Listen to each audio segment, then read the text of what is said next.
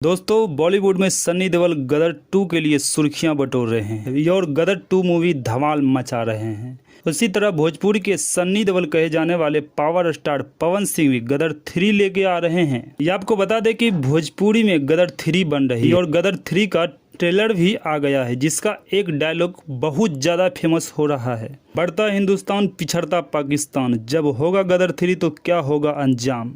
दोस्तों आपको बता दें कि गदर 3 से पहले भोजपुरी मूवी गदर भी पवन सिंह ही किए थे, जिन्होंने ब्लॉकबस्टर और सुपर डुपर हिट रहा था। दर्शकों ने उसे भरपूर प्यार दिए थे। उसके बाद गदर 2 किसी दूसरे एक्टर ने किया था। फिर से गदर 3 में पवन सिंह को ही लिया गया है। दोस्तों इस फिल्म में साउथ से विलन लिए गए हैं। यह फिल्म वेव म्यूजिक के बैनर तले बन रही है। इस फिल्म को डायरेक्ट कर रहे हैं चंदन उपाध्याय, जिन्होंने हर हर गंगे जैसे बड़े एक्शन वाली मूवी डायरेक्ट करते हैं। गदर 3 भोजपुरी के सारे फिल्म के रिकॉर्ड तोड़ने वाली है। दोस्तों आपको क्या लगता है, आप कमेंट में ज़रूर लिखें। मिलते हैं नेक्स्ट वीडियो में। धन्यवाद।